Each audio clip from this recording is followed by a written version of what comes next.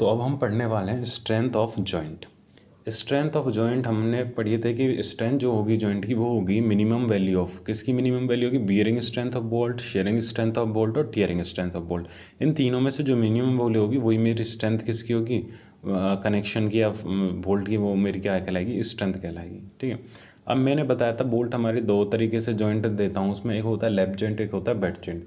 तो left joint में हम अलग तरीके से एनालिसिस करेंगे, बट जॉइंट में भी एनालिसिस करेंगे, दोनों में किस तरीके से एनालिसिस होती है, दोनों में फोर्स किस तरीके से ट्रांसफर होता है वो भी देख लें। तो पहले हम पढ़ रहे हैं लेफ्ट जॉइंट।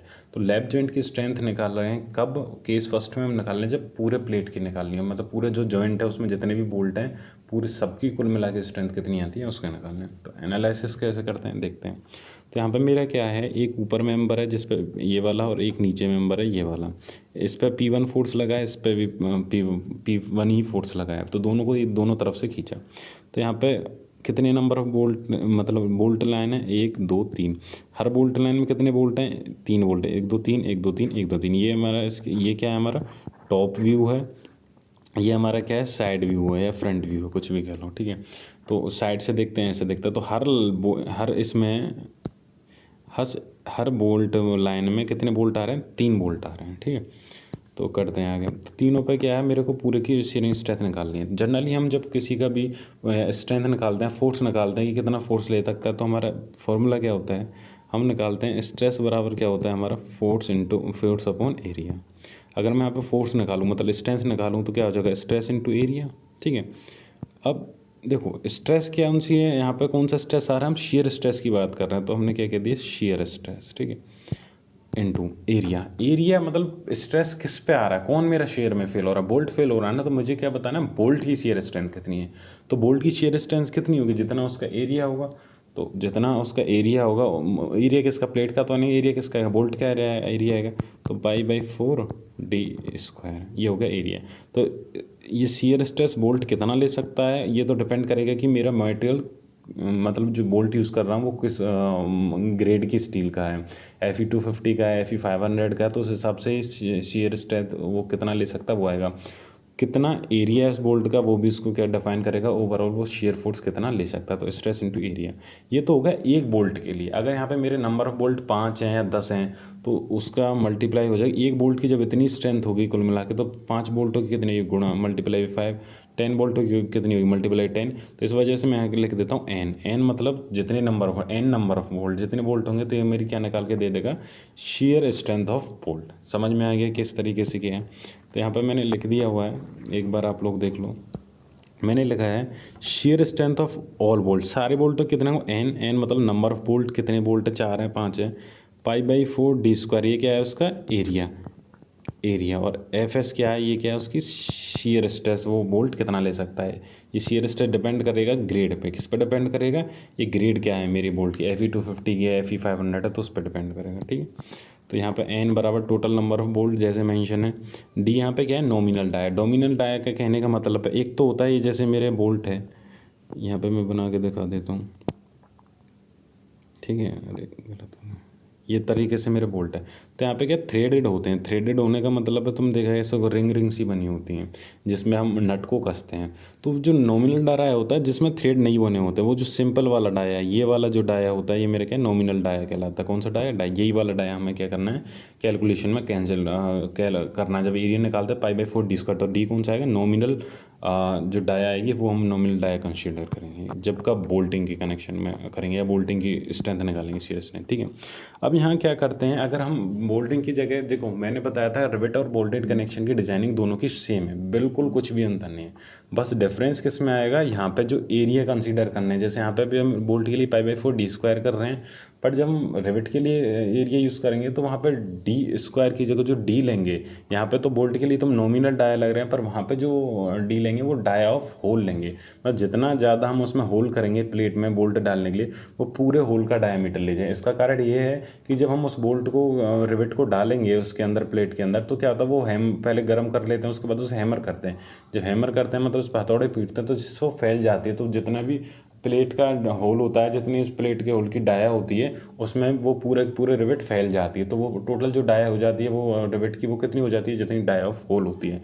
तो इस वजह से जब हम कैलकुलेशन करते हैं रिवेटिंग कनेक्शन, तो वहाँ पे जो डी लेते हैं एरिया निकालने के लिए वो डी लेते हैं डाया ऑफ होल, और जब हम बोल्टेड की डी निकालते हैं तो डी लेते हैं नॉमिनल डाया। ठीक है, यही जो मेन डिफरेंस है दोनों की कैलकुलेशन और शेयर स्ट्रेंथ, सारी स्ट्रेंथ निकालना सेम है, बस यहाँ पे ये वाली चेंज आ जाती है। जो डाया लेते हैं वो उस क्या है नॉमिनल डाया रहता है, और उसका जो डाया लेते हैं वो डाया ऑफ होल लेके चलते हैं। तो यहाँ पे मैंने लिख रखा है gross dia of rivet. Rivet का कौन सा लाइन है, ग्रॉस डाया। ग्रॉस डाया मतलब डाया ऑफ रिवेट होल, जो होल किया है उसका डाया। ठीक है, rivet hole dia because they are hammered so that they will bulge and get rivet hole dia, मतलब वो जब हम हैमर करेंगे तो वो पूरा फैल जाएगा, और जितना रिवेट होल का डाया उसको क्या है घेर लेगा। तो यही मैंने यहाँ पे बता रखा है। ठीक है, तो अभी तुमने पहली चीज़ क्या पढ़ी कि मुझे पूरे एंटायर प्लेट की क्या निकालनी है, शेयरिंग स्ट्रेंथ निकालनी। शेयरिंग स्ट्रेंथ निकालना कुछ भी नहीं है, वही शेयरिंग स्ट्रेंथ बराबर stress into area, stress F S है, और एरिया कितना π/4 डी स्क्वायर।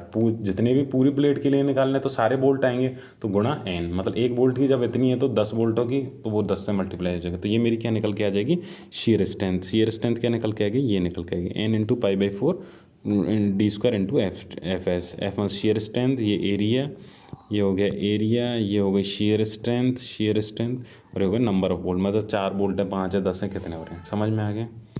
ठीक है, ये हमें क्या निकालना होता है, शेयर स्ट्रेंथ निकालने का तरीका। हम आगे बढ़ते हैं। अब देखो यहाँ पे मैंने क्या बताया तुम्हें, परमिशिबल स्ट्रेस इन बोल्ट। जो एफ एस है वो हमें बताया है, 2 तरीके से हम एफ एस की वैल्यू ले सकते हैं। एक हमने इससे पहले जो डिस्कस किया था कि परमिशिबल स्ट्रेस हमने बताया था जब लिमिट स्टेट मेथड लेते हैं या वर्किंग स्ट्रेस मेथड लेते हैं, वो वीडियो पढ़िए, देख सकते हो, लिंक इसमें भी डाल दूंगा डिस्क्रिप्शन में, तुम वहाँ पे जा सकते हो। LSM एंड WSM जाके देखोगे, वहाँ तुम्हें पता चल जाएगा, ये बता रखा है। तो LSM में हम क्या करते थे कि जो वहाँ पे फैक्टर ऑफ सेफ्टी देते थे वो लोड पे भी देते थे और उसके क्या मेटेरियल पे भी देते थे, और WSM में क्या देते थे, सिर्फ मेटल पे फैक्टर ऑफ सेफ्टी देते थे। तो यहाँ पे क्या है, जो परमिसिबल स्ट्रेस है LSM के अकॉर्डिंग वो कितनी लेनी है, FU अपॉन √3 इंटू 1.25। FU मतलब अल्टीमेट स्ट्रेंथ। अल्टीमेट स्ट्रेंथ मतलब जैसे माइल्ड स्टील का कर्व बनता है, ये अगर हम माइल्ड स्टील की बात करें तो उसका कुछ इस तरीके से बन के तैयार होता है, सबने पढ़ा है, स्ट्रेट है थोड़ा। तो यहाँ पे क्या होती है उसकी FE 250 का स्ट्रेस होता है, जबकि उसकी अल्टीमेट जहाँ पे वो स्टार्ट होती है नेकिंग होना वो कितनी होती है, 400 के आसपास होती है। तो अल्टीमेट स्ट्रेंथ इसकी कितनी है, 400, और जो इसकी यील्ड स्ट्रेंथ वो कितनी है, वो है 250। तो जब भी हम कनेक्शन की डिज़ाइनिंग करेंगे, जॉइंट की डिज़ाइनिंग करेंगे, तो हमेशा हम जो यूज़ करेंगे शियर स्ट्रेस में वो कौन सी यूज़ करेंगे, अल्टीमेट स्ट्रेंथ, क्योंकि हम बोल्ट की हम मैक्सिमम अल्टीमेट स्ट्रेंथ पे लेके चलते हैं कि वो होगा तो डायरेक्ट फेल ही होगा। पूरी स्ट्रेंथ का हम यूटिलाइजेशन करते हैं, बस उसमें थोड़े से फैक्टर ऑफ सेफ्टी दे देते हैं, जिससे कि वो जब उस पर मैक्सिमम जो लोड आएगा तो हम मान के चलेंगे वो फेल ही होगा डायरेक्ट, पर फिर भी वो थोड़ा लोड लेने में कैपेबल होगा क्योंकि हम उससे पहले ही फैक्टर ऑफ सेफ्टी दे देते हैं। ठीक है, तो यहाँ पे जो FS की वैल्यू होगी वो निकल के आ जाएगी तुम्हारी FU अपॉन √3 इंटू 1.25। तो FU अपॉन √3, ये FU अपॉन √3 कहाँ से आया, FU अपॉन √3। तो यहाँ पे मैंने नीचे लिखा हुआ है from maximum strain, point number 2 में देखो, from maximum strain and is theory of failure to prevent the failure of bolt maximum shear stress that can be applied is FU √3। मतलब जब हमें हमारी 6-7 थ्योरी ऑफ फेलियर होती हैं, तो जब हम स्ट्रेंथ ऑफ मेटेरियल पढ़ते हैं, प्रिंसिपल स्ट्रेस वगैरह, प्रिंसिपल स्ट्रेन निकालते हैं, तो वहाँ पे क्या होता है कि जब मेरा जो मैक्सिमम अल्टीमेट स्ट्रेंथ का √3 का भाग जब पहुँच जाता है, तो वहाँ पे मेरा मेटेरियल शेयर में क्या हो जाता है, फेल हो जाता है। तो वो पूरी कैलकुलेशन है, इतना हम जाएंगे नहीं, बस इतना याद रखो कि जो हमारा जो फेल होगा वो शेयर में कब होगा, जब अल्टीमेट स्ट्रेंथ का √3 भाग पे पहुंच जाएगा जो फोर्स की वैल्यू है। तो इस वजह से हम ये लेके चलते हैं कि जब ये वैल्यू पहुंच जाएगी तो वो मेरा क्या है, वो शेयर में क्या हो जाएगा, फेल हो जाएगा। इसमें एडिशनल हम क्या दे देते हैं, फैक्टर ऑफ सेफ्टी प्रोवाइड करते हैं। तो फैक्टर ऑफ सेफ्टी कितना प्रोवाइड करते हैं, 1.25। ऐसा हमारा कोड कहता है IS 800 2007 का। इस कोड में हमारे जो LSM के अकॉर्डिंग जो शेयर स्ट्रेंथ की वैल्यू निकालनी है वो कितनी है, FU अपॉन √3 इंटू 1.25 इन LSM। और WSM में तो हमें पता है, मैंने वैसे भी बताया था, कितना लेके चलते हैं WSM में शेयर की, 0.4 करके। तो 0.4 FY, तो 0.4 FY करोगे तो कितना निकल के आएगा, अंदाजा लगाओ, मानो कर लो, तो 0.4 FY। परमिसिबल स्ट्रेस इतना ही लेके चलते हैं, तो 0.4 इंटू FY क्या हो गया, 250 हो गया। 250 का जब ये निकाला तो कितना हो गया 100 आ गया, 100 मेगा पास्कल। तो WSM हम कितना लेके चलेंगे 100 लेके चलेंगे। तो ये हमारा WSM 100 लेके चलेंगे और LSM में कितना लेके चलेंगे FU√3 × 1.25। FU बराबर वो डिपेंड करेगी कौन सी हम ग्रेड की स्टील यूज़ कर रहे हैं, उसकी अल्टीमेट स्ट्रेंथ हम यूज़ करेंगे। ठीक है, उम्मीद करता हूँ समझ में आ गया हो किस तरीके से करना है। वैसे WSM से जब हम करते हैं तो वह जो स्ट्रेंथ होती है FS की वैल्यू हमेशा गिवन होगी, कोई भी एग्ज़ाम हो, तो उसके बारे में दिक्कत नहीं लेंगे। ठीक है, ठीक है।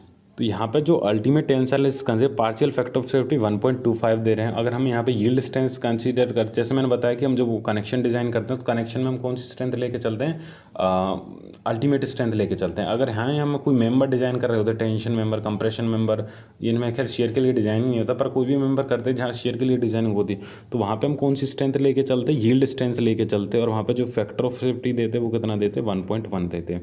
वहाँ पर फैक्टर ऑफ सेफ्टी इस वजह से कम दे रहे हैं क्योंकि हमें ऑलरेडी यील्ड के बाद भी वो मटेरियल हमारा क्या हो सकता है, फेल हो सकता है आगे जाके।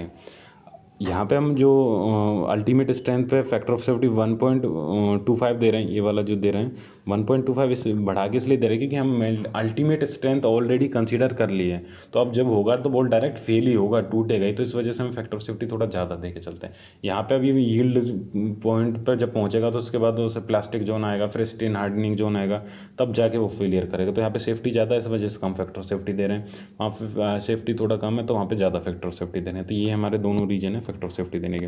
तो अब तो मैं एक चीज़ समझ में आई होगी कि जो सीयरिंग स्ट्रेंथ निकालने में कुछ नहीं है। जब हमारा लैप जॉइंट हो तो सीयरिंग स्ट्रेंथ निकालना है। यहाँ पे एक बार मैं क्लियरली लिख देता हूँ सीयर स्ट्रेंथ कैसे निकालना है। तो P है जो सीयर स्ट्रेंथ निकलेगी वो कैसे होगी, N नंबर ऑफ बोल्ट जितने भी हैं N2 क्या है, तुम्हें निकलना है सीयर स्ट्रेस कितना ले सकता है। तो निकला FS N2 एरिया।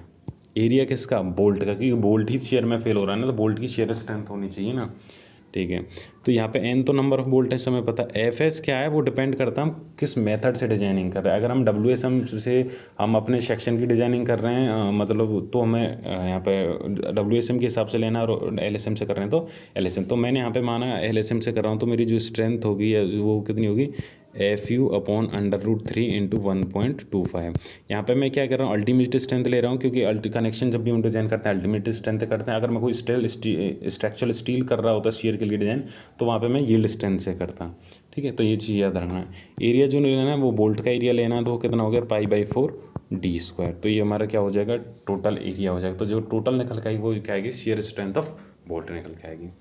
उम्मीद करता हूँ तुम्हें क्लियर हो गया होगा, ये भी समझ में आ गया होगा कि हम FU/√3 क्यों ले रहे हैं, क्योंकि वहाँ पे मैक्सिमम स्ट्रेंथ थ्योरी के अकॉर्डिंग वो क्या हो जाता है हमारा, वहाँ पे शेयर में फेल हो जाता है। फैक्टर ऑफ सेफ्टी हम 1.25 ले रहे हैं। जब कनेक्शन डिज़ाइन कर रहे हैं, स्टील मेंबर डिज़ाइन करेंगे, स्टील सेक्शन करेंगे शेयर के लिए, तो 1.1 लेंगे। कम ज़्यादा क्यों लेते हैं वो भी हम क्या कर सकें, डिस्कस कर सकें। ठीक है, तो पहला टॉपिक कंप्लीट हुआ कि हमारा लैप जॉइंट में शेयरिंग स्ट्रेंथ ऑफ बोल्ट कैसे निकालते हैं। क्लियर हो गया, आगे बढ़ते हैं, बात करते हैं बियरिंग स्ट्रेंथ ऑफ बोल्ट।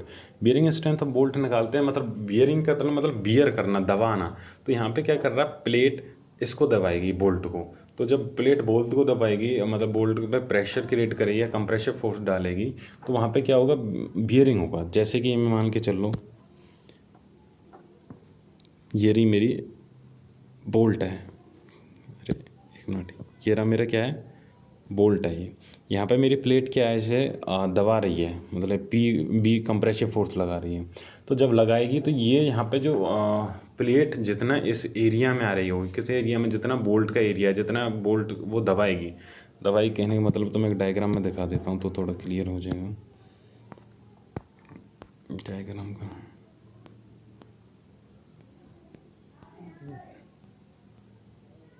ये देखो, यहाँ पे तुम क्लियर कर पाओगे यहाँ पे।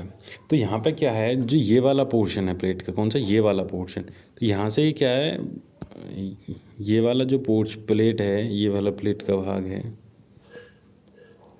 ये वाला। तो ये किस तरीके से फोर्स लगाएगा, वो इस पर कंप्रेशन फोर्स लगाएगा बोल्ट में। ये क्या है, बियरिंग फोर्स, मतलब प्लेट किस पे लगा रही है, बोल्ट के ऊपर लगा है। बोल्ट के यहाँ से क्या कर रही है, वो कंप्रेस करने की कोशिश कर रही है, दबाने की कोशिश कर रही है। सेम टू सेम ये वाला पोर्शन इधर से लगाने को, अब तो चलो ये कट हो गया है, पर जब साथ में जुड़ा था तब भी वो किस तरीके से, इस तरीके से लगाने की कोशिश कर रही है। तो जब मैं बियरिंग स्ट्रेंथ निकालूंगा, तो बियरिंग स्ट्रेंथ मतलब किस किस एरिया पर वो बियरिंग फोर्स है। तो यहाँ पे इतने एरिया पर लगाए जा रहे हैं, बोल्ट के इतने एरिया पर लग रहा है।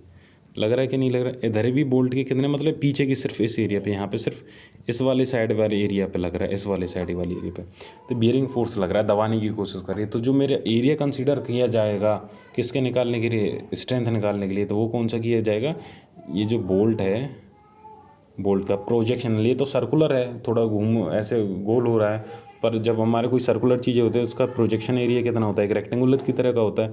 तो वो निकाला जाएगा कि इसकी यहाँ से यहाँ तक की क्या है, एक तो इसकी निकाली जाएगी थिकनेस, मल्टीपल मतलब थिकनेस कितनी है और मल्टीप्लाई बाई कितनी इसकी डाया कितनी है इस पूरे बोल्ट की। जब प्रोजेक्शन को करते हैं क्या करते हैं, बोल्ट को जब खोलेंगे सर्कुलर तो वो कैसा एक रेक्टेंगुलर दिखेगा, तो डाया इंटू थिकनेस किसकी, बोल्ट की। तो थिकनेस कितनी होगी, थिकनेस अगर ऊपर वाले पार्ट की करूँ तो जितनी इस प्लेट की थिकनेस होगी वही किसकी थिकनेस होगी, बोल्ट की ऊपर वाले, और जितनी इतनी थिकनेस होगी वो इस वाले बोल्ट पे जितना बियरिंग आ रहा है उसकी थिकनेस होगी। तो टी इंटू डी मतलब जितने डाया का बोल्ट है। उम्मीद करता हूँ कैसे वो बियरिंग फोर्स लग रहा है और कैसे उस वजह से हम स्ट्रेस निकालते हैं वो तुम्हें क्या आ गया होगा, समझ में आएगा। बढ़ते हैं अपने उसी पॉइंट में। तो हमारे ये रहा कहाँ बियरिंग फोर्स, कुछ इस तरीके से ये रहा।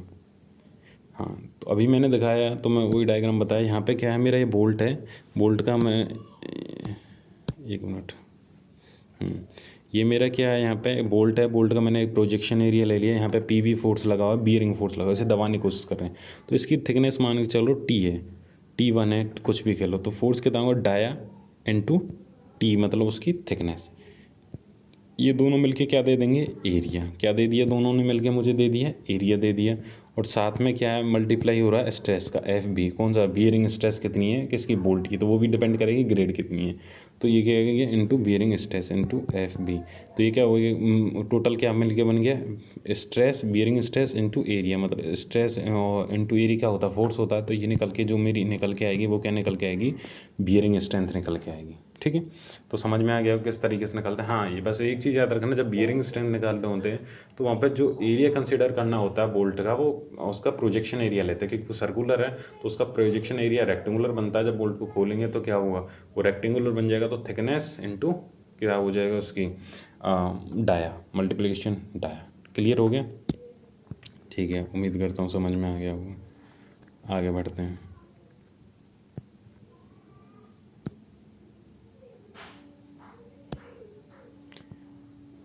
अब यहाँ पे क्या कर रहे हैं हम, यहाँ पे मैंने टर्म को मेंशन कर दिया है। यहाँ पे एक बार फॉर्मूला देख लो क्या है, ये हमारा फॉर्मूला है, bearing strength of all bolt, P B बराबर bearing strength of all bolt बराबर क्या है, N into D into T into F B. N हमारे क्या है, नंबर ऑफ बोल्ट, कितने बोल्टों पे बियरिंग स्ट्रेंथ लग रही है। जैसे एक लाइन में 3 बोल्ट हैं, 4 बोल्ट हैं, तो उसमें 4 बोल्टों की तो 4 आएंगे, एन कितना आ जाएगा, 4 आ जाएगा। तो डी कितना है उसकी, प्रोजेक्टेड एरिया ऑफ बोल्ट, तो मैंने नीचे लिखा हुआ है डी कौन सा होगा, प्रोजेक्टेड एरिया ऑफ बोल्ट, जो उसकी होगी डेप्थ। तो अब उसकी क्या कंसिडर हो जाएगी, डेप्थ हो जाएगी। टी उसकी थिकनेस है, कितनी थिकनेस है, अगर क्योंकि वो तो बराबर होगी जितनी उस टाइम प्लेट की थिकनेस होगी जिस प्लेट द्वारा लगाए, into F B. F B मतलब bearing strength, bearing strength depend करती है उस पर बोल्ट किस ग्रेड का है। ठीक है, एन बराबर है total number of bolt at the joint बराबर 9, और डी बराबर नॉमिनल डाया ऑफ बोल्ट। तो ये डिफरेंट है। अब यहाँ पे जो टी लेनी होती है वो थिकनेस ऑफ थिनर प्लेट लेनी होती है, थिनर मेन प्लेट। देखो एक्चुअली यहाँ पे हमारी कोई कवर प्लेट तो होती नहीं है, सिर्फ कौन कौन सी प्लेट होती है यहाँ पे हमारी होती हैं, दोनों मेंबर होते हैं। तो जौन सी भी जो प्लेट पतली होगी या थिन होगी उसकी जो थिकनेस होगी वही थिकनेस हम क्या करेंगे, कंसीडर करेंगे डिजाइनिंग में। क्योंकि जितना बोल्ट पे वही प्लेट है तो वो बोल्ट पे बियरिंग डाल रही है, दबाने की कोशिश कर रही है, तो जितनी प्लेट की थिकनेस होगी वही किसकी थिकनेस होगी, थिकनेस ऑफ उसी थिकनेस का बोल्ट पे बियरिंग स्ट्रेस पड़ेगा तो उसी थिकनेस को कंसीडर करेंगे। पर थिनर थिकनेस इसलिए ले रहे हैं क्योंकि वो जो पतली वाली थिकनेस है वही ज़्यादा उस पर क्या डालेगी भैया, जो भी फेलियर होगा वो जो कमज़ोर होगी, वो जो कमज़ोर होगी, जो थिनर प्लेट होगी उसका इफेक्ट ज़्यादा पड़ेगा, वही ज़्यादा जल्दी क्या होगी, फेलियर के लिए क्रिटिकल होगी। तो उसी को कंसीडर करते हैं। यहाँ पे लिखा है thickness thinner main plate because bolt and thinner main plate will go out of the shape face. तो पहले जो बोल्ट अपनी शेप से आउट जाएगा, सर्कुलर से इलिप्टिकल हो जाएगा, वो कहाँ होगा, जहाँ थिनर प्लेट होगी, वही पहले की ज़्यादा असर डालेगी। ठीक है, एफ बी भी आया permissible bearing stress and bolt. तो एफ बी कैसे निकालते हैं, वो निकालते हैं 2.5 into K B into F U upon 12.25 into 1.25 ठीक है। तो एफ यू यहाँ पे क्या अल्टीमेट स्ट्रेंथ है, कनेक्शन में हम अल्टीमेट स्ट्रेंथ लेके चलते हैं, हमको पता ही है। और यहाँ पे ये वाला पूरा फॉर्मूला है, ये रहा। और 1.25 क्या फैक्टर ऑफ सेफ्टी देख सकते हैं, जब अल्टीमेट लेते हैं तो फैक्टर ऑफ सेफ्टी 1.25 है। यहाँ पे जो फैक्टर दिया हुआ के पी, जो के बी फैक्टर है वो डिपेंड करता है 2-3 चीज़ों पे रिडक्शन फैक्टर में। तो ये तुम फाउंड कर सकते हो, IS 800 का कोड है, उसमें ये सारी चीज़ें तुमको मेंशन है, तो उसमें सबको मिल जाएगी। तो जनरली हम लेके चलते हैं इसकी वैल्यू 1 लेके चलते हैं, पर असल में ये भी 3 चीज़ों पर डिपेंड करती है इसकी वैल्यू। वो डिपेंड करती है E/3D या P/3D -0.25 या FUB/FU या 1, इन चारों में से एक लेके चलते हैं। चलो मैं लिख देता हूँ उन्हें। ये ऐसा करना, तुम कोड नंबर पेज नंबर 75 खोलना, वहाँ पे तुम्हें IS 800 2007 का पेज नंबर 75 खोलोगे और उसमें क्लॉज नंबर जब देखोगे 10.3.4 तो वहाँ पे निकलेगी तुम्हें बियरिंग कैपेसिटी ऑफ बोल्ट। तो वहाँ पे तुम्हें KB की वैल्यू क्या मिल जाएगी, अलग अलग है, मतलब KB की वैल्यू निकालते हैं। चलो एक होता है E/3D0, P/3D0, 3D -0.25, 2। तीसरा होता है FUB/FU और चौथा होता है 1.20। तो चारों में से जो मिनिमम वैल्यू होगी वो मिनिमम वैल्यू कंसीडर की जाती है। पर इतना हमें कोई कॉम्पिटिटिव एग्जामिनेशन के लिए पढ़ रहे हैं, इतना कोई ज़रूरी नहीं है निकालना, डायरेक्ट निकालते हैं। तो KB की वैल्यू तुम मन भी लेके चल सकते हो। अगर ज़्यादा पढ़ना है तो पेज नंबर 75 कोड IS 800 2007 वहाँ जाके क्या है चेक कर सकते हो, ठीक है। तो इस तरीके से हम बियरिंग स्ट्रेंथ ऑफ बोल्ट निकाल सकते हैं। अब जो ये FS लिया है, सॉरी FB की जो वैल्यू ली है वो हमने क्या लिया है 2.5 × KB, ये LSM के थ्रू लिए है। WSM के थ्रू 300 मेगापास्कल आएगी और इसकी वैल्यू क्या होगी गिवन होती है। या तो फिर बियरिंग स्ट्रेंथ के लिए जो परमिशन लिमिट के जो पैरामीटर है वो मेंशन है, जब मैंने LSM WSM डिस्कस किया है तो वहाँ पे तुम वहाँ से नोट डाउन कर सकते हो कि परमिशन लिमिट WSM में मटेरियल को कितनी दी गई है, ठीक है। तो यहाँ पे फाइनली क्या हुआ कि हमने जो बियरिंग स्ट्रेंथ ऑफ बोल्ट निकाली वो कितनी निकाल के कैसे निकालते हैं, area into stress FB and number of bolt. FB की वैल्यू डिपेंड करेगी हम LSM से कर रहे हैं WSM से कर रहे हैं। LSM से अगर हम कर रहे हैं तो कितना लेके चलना है 2.5 × KB × FU/1.25, इतना हमें क्या लेके चलना है, इसके लिए LSM से लेके चलना है। और WSM से करेंगे तो हमें कितना लेके चलेंगे 300 लेके चलेंगे, ठीक है। तो शेयरिंग स्ट्रेंथ निकाल ली, बियरिंग स्ट्रेंथ निकाल ली। अब यहाँ पे जो हमारा तीसरी चीज़ बची है वो कौन सी बची है हमारी, tearing strength of the plate. अब हम क्या करते हैं टीयरिंग स्ट्रेंथ को पढ़ते हैं।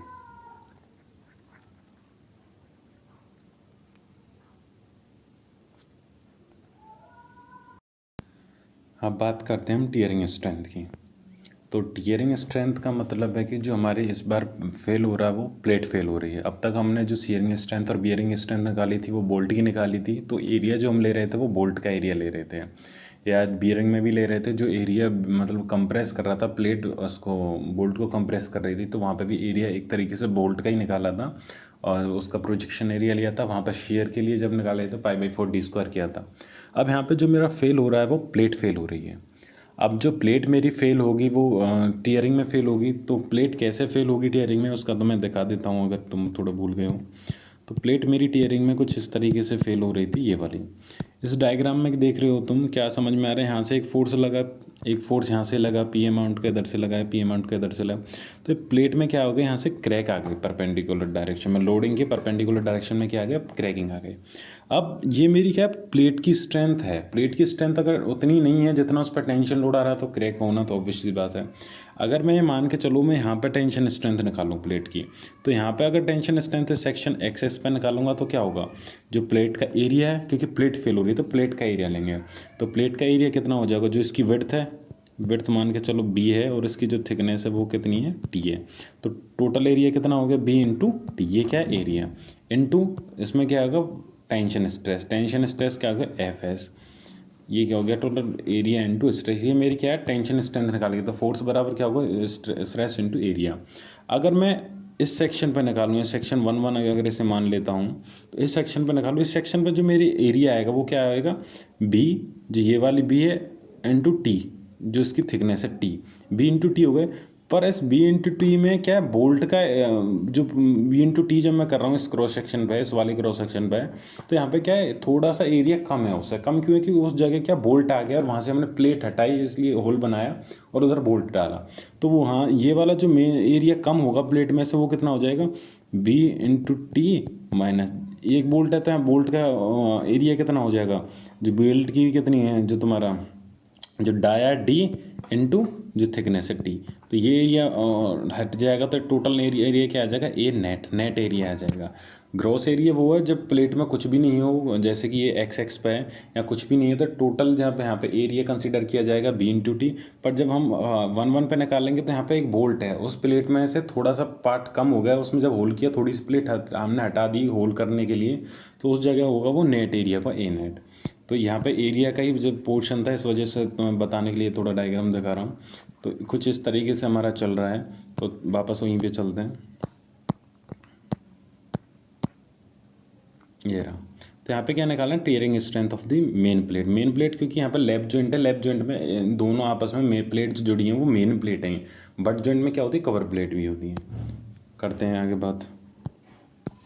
तो यहाँ पे जो टीयरिंग स्ट्रेंथ होगी बोल्ट की मेन प्लेट की, वो कितने की, A G into F Y upon 1 point है। ए जी मतलब ग्रॉस एरिया, जो अभी मैंने दिखाया था, किस पे दिखाया था, सेक्शन एक्स एक्स पे जब किया था पूरे प्लेट का एरिया, तो पूरी प्लेट का एरिया कितना हो जाएगा, बी इंटू टी जो थिकनेस है। और अगर बात करूँ मैं ए नेट कहाँ, जिस जगह बोल्ट लगा, जब हमने 1 1 अभी जो देखा था 1 1 कंसिडर कुछ इस तरीके से देखा था, ये मान लो यहाँ पे कर लेता हूँ 1 2, जब मैं इस जगह ले रहा हूँ एक्स एक्स पे, तो जो प्लेट का एरिया आ रहा था बी इंटू टी, और जब मैं यहाँ पे ले रहा हूँ 1 1 पे, तो यहाँ पे आएगा ए नेट, मतलब उसमें से बोल्ट का एरिया, क्योंकि एरिया कम होगा ना इस क्रॉस सेक्शन पे, तो B T minus D T, D मतलब dia of hole into T, तो ये आ रहा है ए नेट एरिया आ जाएगा। तो यहाँ पे दो तरीके कोड का है कि जो टेयरिंग स्ट्रेंथ है तुम दो तरीके से निकालते हो, एक जब तुम पूरे ग्रॉस एरिया निकाल रहे हो और एक तुम नेट एरिया निकाल के, जो उन दोनों में से जो भी मिनिमम होगी वही हमारी क्या है, टीयरिंग स्ट्रेंथ होगी प्लेट की। क्योंकि जब मिनिमम होगी उसी में फेल होगा। अगर मिनिमम मेरा एरिया उसका है, ग्रॉस एरिया वाला है, तो उस जो फेलियर होगा उस जगह होगा। अगर मिनिमम आ रहा है बोल्ट जहाँ पे लगा हुआ वो जगह, तो फेलियर उस जगह होगा। तो ये हमारा क्या है, क्रिटिकल है। क्रिटिकल कौन सी जगह होगा वो डिपेंड करेगा कि एरिया मिनिमम कहाँ पे होगा। और एरिया मिनिमम वहाँ पे होगा वैसे जहाँ पे बोल्ट क्या है, नंबर ऑफ ज़्यादा, जितने ज़्यादा बोल्ट होंगे उस जगह उतना होल करने पड़ेंगे, उतनी प्लेट वहाँ से हटा दी जाएगी। तो वहाँ पे क्या है, उसकी स्ट्रेंथ ऑब्वियसली इसी कम होगी क्योंकि एरिया कम हो रहा है। ठीक है, तो कोड ने कहा है कि एक तो फॉर्मूला ये यूज़ कर सकते हो, A G into F Y upon 1.1, एक कर सकते हो A net into 0.9 F U upon 1.25। यहाँ पे एफ वाई ले रहा हूँ यील्ड डिस्टेंस। यील्ड डिस्टेंस की बात ये कर रहा हूँ क्योंकि वहाँ पे कोई बोल्ट है नहीं इस जगह। कहाँ पे, इस जगह यहाँ पर क्या है, कोई बोल्ट है नहीं। अगर मैं इस वाले सेक्शन की बात करूँ, यहाँ पे सेक्शन 1 1 एक्स एक्स बनाऊँ, तो यहाँ पे कोई बोल्ट नहीं है। अगर इसे क्रैक होना होगा, जब खींचूंगा इसे टेंशन दूंगा दोनों तरफ से, इस तरीके से फोर्स लगाऊंगा यहाँ पे, तो ये फेलियर है वो इसके को, यहाँ पे जब कोई बोल्ट ही नहीं तो फेलियर कैसा होगा, इसमें डिफॉर्मेशन होगी, इसकी स्ट्रेचिंग होगी, खींचना होगा। तो यहाँ पे क्या हो, ये पूरा का पूरा क्या है, खिंच जाएगा। इसकी जो लंबाई है एल प्लस डेल एल हो जाएगी। जब मैं इसके एलोंग निकालूँ क्योंकि अब इस टाइम में कोई बोल्ट है नहीं, तो क्रैकिंग कहाँ से स्टार्ट होगी, यहाँ पे कोई पॉइंट नहीं आ जा रहा है। तो इस वजह से हमें यहाँ पे जो लेके चलता हूँ, क्योंकि यहाँ पे यील्डिंग हो सकती है, तो यहाँ पे मैं एफ वाई लेके चलता हूँ, यील्ड स्ट्रेस लेके चलता हूँ। यहाँ पे मैं अल्टीमेट स्ट्रेंथ नहीं लेके चलता, क्योंकि यहाँ पे एक तरीके से क्या हो रहा है, मेरा यहाँ पे मेरा कंपोनेंट, एक तरीके से कंपोनेंट मेरा फेल हो रहा है। कंपोनेंट, और हम जो कंपोनेंट की डिज़ाइनिंग करते हैं वो किस पर करते हैं, यील्ड पर करते हैं, ना कि हम कनेक्शन की डिज़ाइनिंग कर रहे हैं। है तो वैसे कनेक्शन की डिज़ाइन करें, पर यहाँ पे भी जब हम ग्रॉस वाला पार्ट कर रहे हैं तो एक तरीके से कंपोनेंट का ही हो गया ना।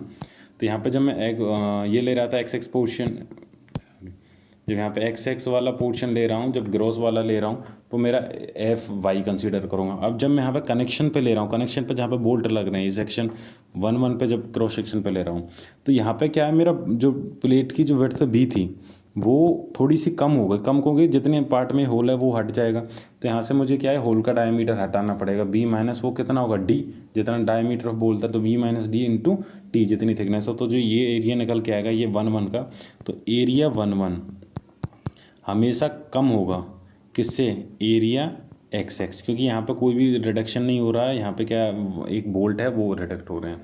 तो ऑब्वियसली से जिसका एरिया कम होगा उसकी स्ट्रेंथ कम होगी, ये तो पता ही है, क्योंकि स्ट्रेंथ बराबर क्या, फोर्स इंटू एरिया। वो स्ट्रेस इनटू एरिया, और मतलब फोर्स प्रोपोर्शनल है किसके, स्ट्रेस के। तो यही पॉइंट है, यही बता रहे हैं। बढ़ते हैं आगे।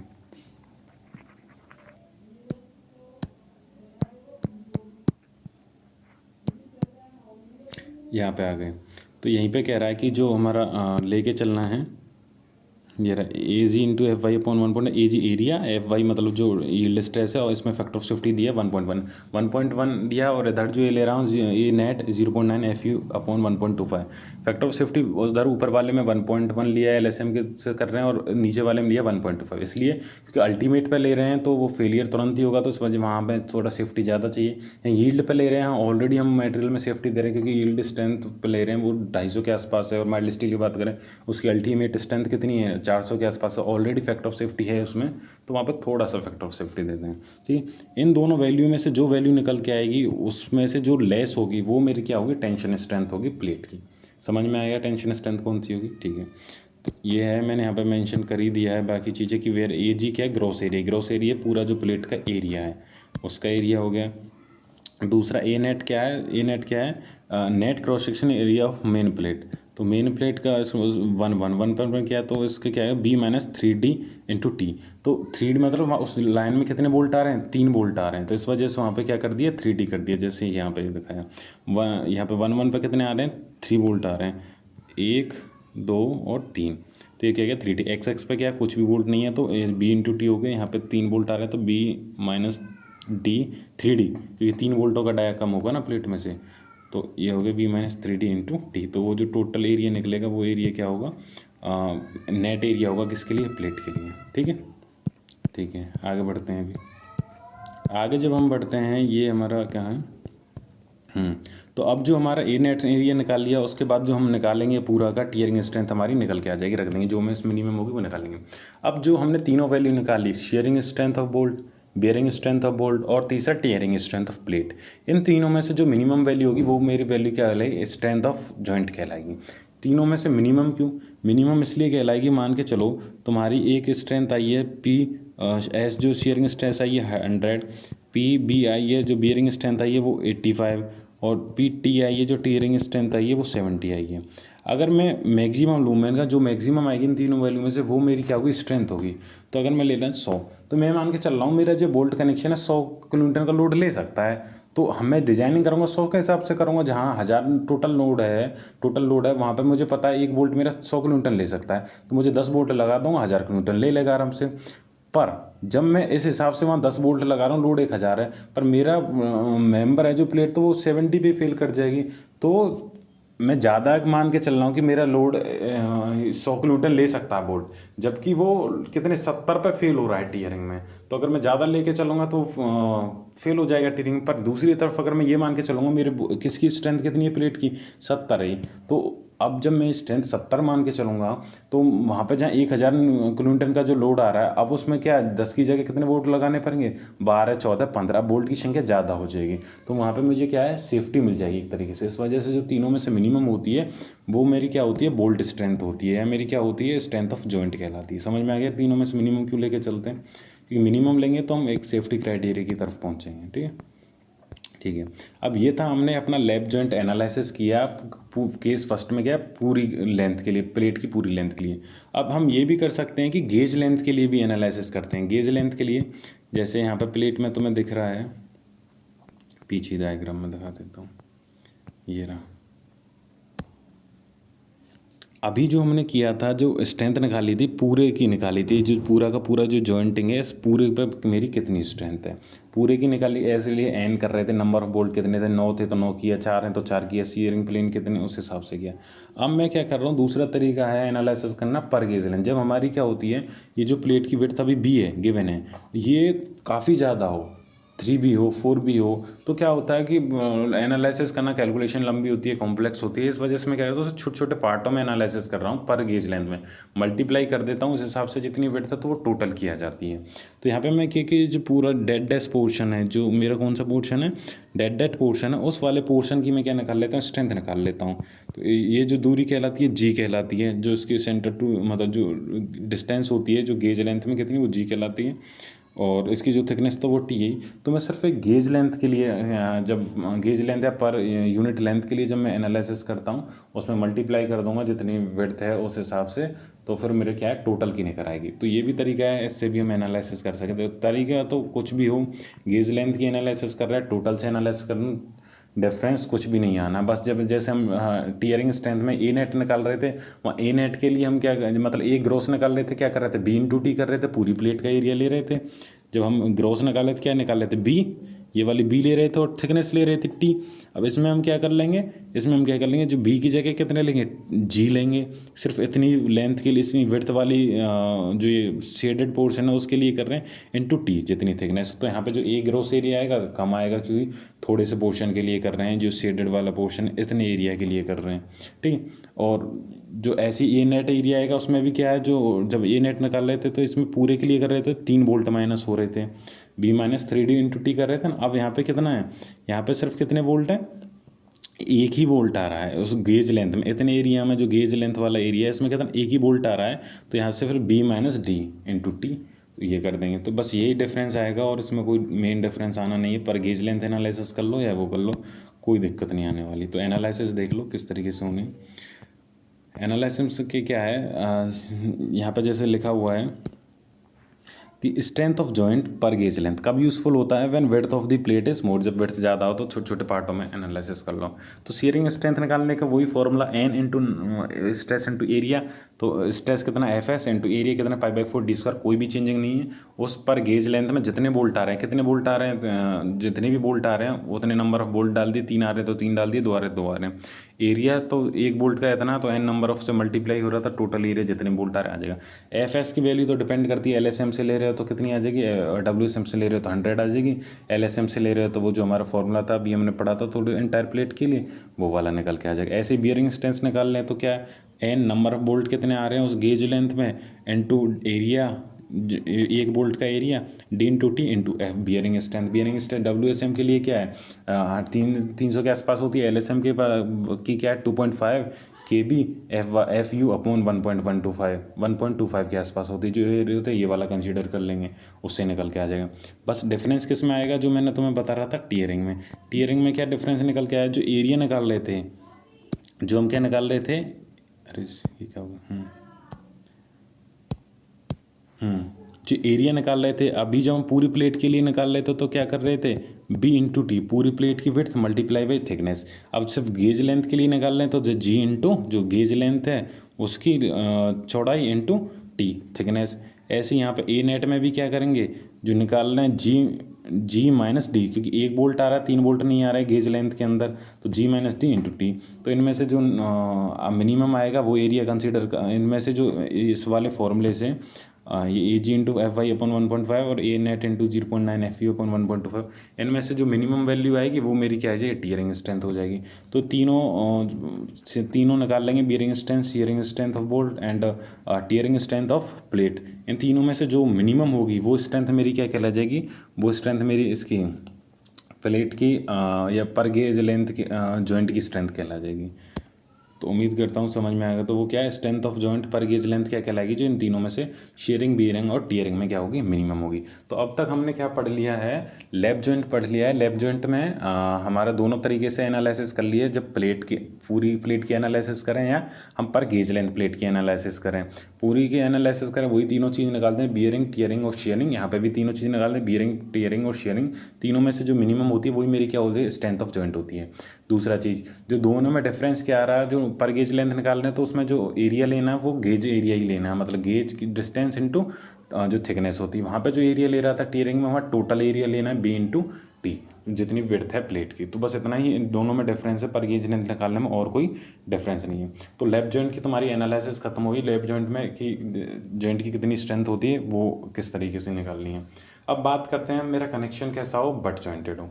बट जॉइंटेड कनेक्शन कहने का मतलब है कि ऊपर भी कवर प्लेट हो, नीचे भी कवर प्लेट हो। ऊपर भी हो सकती है, नीचे भी हो सकती है, वो तो अपने सुविधा के अनुसार ले सकते हैं। जनरली हम दोनों साइड देते हैं, जैसे कि वहाँ पे क्या जो सिमेट्री ऑफ एक्स, जो एक्स एक्सिस के अलॉन्ग जो सिमेट्री नहीं होती वो बन जाए, जिससे कि यूनिफॉर्म डिस्ट्रीब्यूशन हो स्ट्रेसेस का।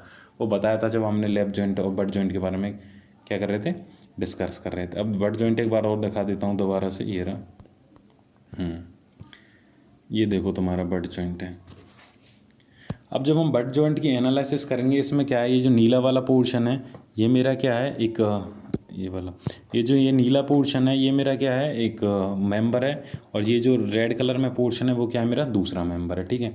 और ये स्लेटी कलर की जो ये क्या है, मेरी एक प्लेट ऊपर है और एक प्लेट क्या है, नीचे है। इनको मैंने क्या है, जोड़ दिया है बोल्टों के द्वारा। बोल्ट दो लाइन में लग रहे हैं, एक मतलब एक ये वाला बोल्ट, एक ये वाला इस लाइन में और एक इस लाइन में लग रहे हैं, ठीक है।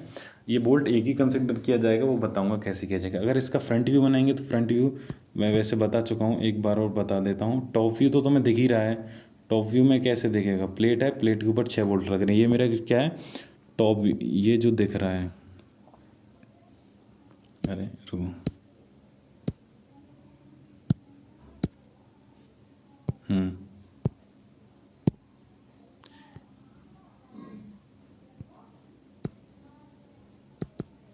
एक सेकंड में।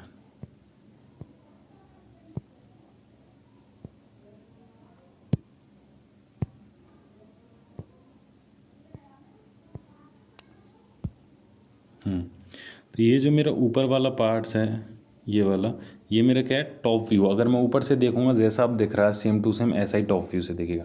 साइड व्यू से देखूंगा तो कैसा दिखेगा, एक ये मेंबर ये रहा, एक मेंबर ये रहा, ये एक दूसरे से कनेक्टेड है। ऊपर उनकी ये प्लेट लग रही है, ये वाली प्लेट हो, और नीचे एक ये वाली प्लेट लग रही है, ये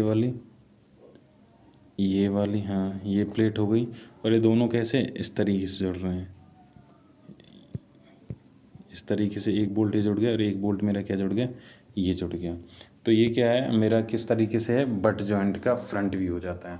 तो यहाँ से हम क्या कर सकते हैं, बट जॉइंट की एनालिसिस करते हैं। फ्रंट व्यू तुम दिख रहा है ये रहा, और टॉप व्यू दिख रहे हैं। तो वापस अपने उस पर ही चलते हैं। आज की क्लास यहीं पे ख़त्म करते हैं। नेक्स्ट क्लास में बट जॉइंट की स्ट्रेंथ के बारे में पढ़ेंगे।